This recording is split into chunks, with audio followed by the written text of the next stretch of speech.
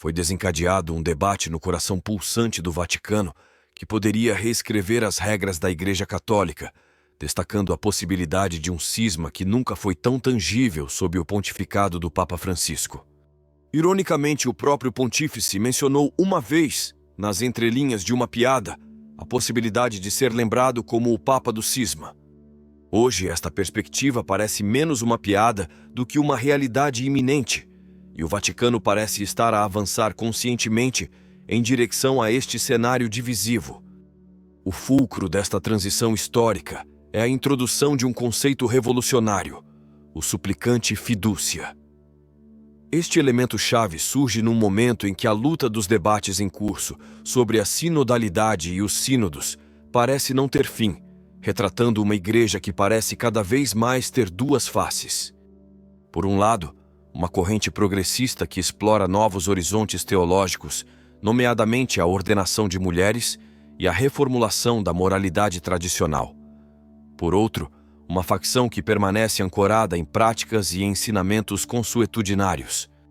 O eco destas tensões reflete-se nas palavras dos prelados e nos documentos emanados do Vaticano, que sugerem uma divisão não só teórica, mas também prática, com a implementação de políticas que poderiam levar a duas expressões diferentes da fé católica dentro do Vaticano.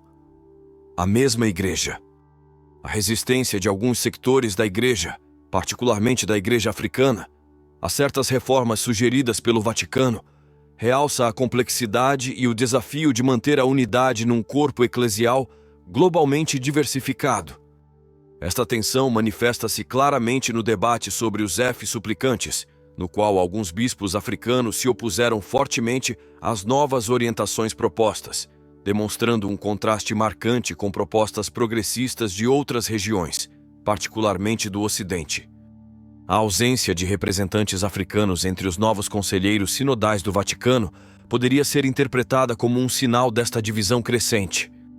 Neste contexto de mudança, o cardeal Víctor Manuel Fernandes viu-se no centro de uma polêmica, depois de ter declarado inicialmente que não seriam fornecidas diretivas detalhadas a pedido do requerente F, depois de ter rectificado a sua posição sob a pressão dos africanos bispos. Este episódio destaca a tensão entre a necessidade de uma igreja universalmente coesa e o desejo de adaptar o ensino e a prática católica às realidades culturais e sociais locais.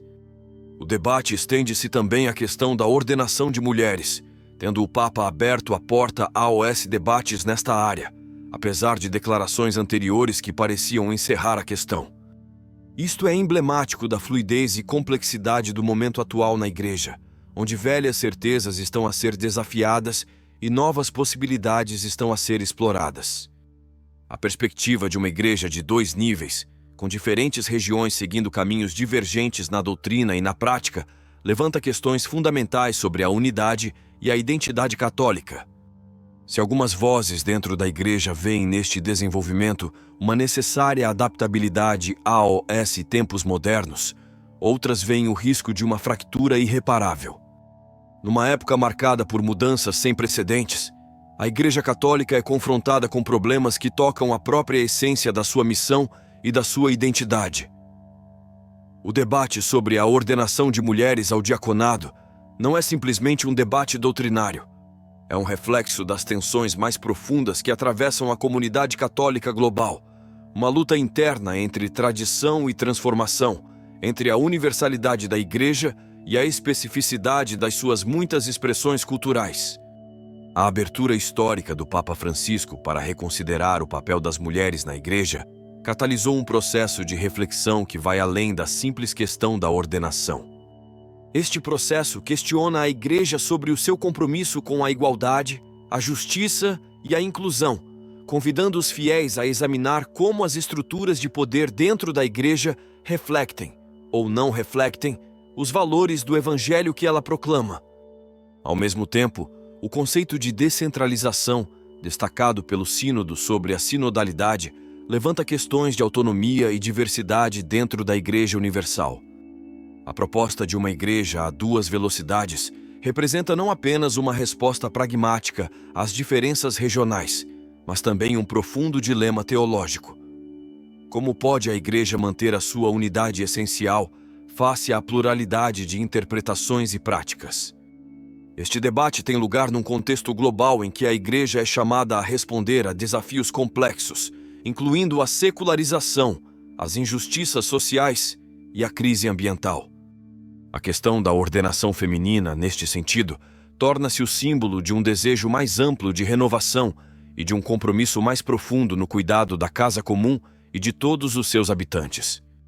O cardeal Robert McElroy, de San Diego, evocando caminhos pastorais divergentes como expressão de uma descentralização saudável, toca num ponto crucial do debate: a tensão entre a necessidade de adaptação às circunstâncias locais e o risco de fragmentação. A sua visão sugere um modelo de igreja em que a diversidade não é vista como uma ameaça, mas como uma riqueza a ser explorada e aprendida. Contudo, esta visão requer um equilíbrio delicado. A história da Igreja mostra que o caminho para a unidade é muitas vezes tortuoso e marcado por conflitos. O desafio hoje é navegar nessas águas turbulentas com uma bússola guiada pelos princípios do Evangelho de amor, justiça e misericórdia. Isto envolve um diálogo aberto e respeitoso entre as diferentes escolas de pensamento dentro da Igreja, reconhecendo que qualquer busca pela verdade é um caminho partilhado. Neste cenário complexo, a Igreja é chamada a ser um lugar de encontro, onde a busca de pontos em comum não apaga as diferenças, mas as valoriza como caminhos para uma compreensão mais profunda da fé. A descentralização e a ordenação das mulheres tornam-se, assim, não apenas questões de governação eclesial, mas também símbolos de uma Igreja que procura encarnar no mundo contemporâneo os valores do reino de Deus, a justiça, a paz e a dignidade inalienável da pessoa. Jaqueta. Já estamos vendo na Igreja Católica do Ocidente cada vez menos gente indo à missa, a menos que você vá a uma paróquia tradicional, que está lotada. Mas se você não for a uma paróquia tradicional, não pode deixar de notar que as vossas paróquias normais estão lentamente a esvaziar-se. Isto vai acelerar o ritmo, e em alguns lugares do mundo será absolutamente catastrófico quando abraçarem isto, porque na Alemanha cerca de 5% dos católicos vão regularmente à missa. Nos países do norte da Europa, as freguesias já estão funcionalmente vazias. Isso vai acelerar este declínio, não vai parar o declínio. Vou lembrá-los da profecia de São Francisco de Assis sobre o advento de um papa destrutivo não eleito canonicamente. Como isso poderia ser outra coisa senão o que vemos agora? Senão ele, senão Francisco. Estremeço ao pensar no que isso significa, pode parecer no futuro. Deixe-me saber o que você pensa nos comentários. Por favor, curta e se inscreva se ainda não o fez. Isso ajuda. Além de compartilhar nas redes sociais, também ajuda. E como sempre, ore pela Igreja. Sou Anthony Stein. Ave Maria. Olhando para o futuro, a Igreja enfrenta escolhas que determinarão o seu caminho nas próximas décadas. Estas decisões, embora enraizadas em questões históricas e doutrinais, são animadas por uma questão fundamental. Como pode a Igreja responder às necessidades do nosso tempo, permanecendo fiel à sua missão de testemunhar o amor de Deus pela humanidade? À medida que a Igreja navega nestas águas, o diálogo entre as diferentes partes da comunidade católica global continua a ser essencial. Só através da escuta mútua e do discernimento coletivo surgirá uma visão da Igreja verdadeiramente católica, no sentido mais amplo do termo, universal, acolhedora e enraizada num amor que transcende todas as fronteiras. Se você gostou do vídeo, deixe seu like e comente amém. Além disso, você pode apoiar nosso trabalho de conscientização compartilhando este vídeo com o maior número possível de seguidores. Agradecemos muito. Deus o abençoe.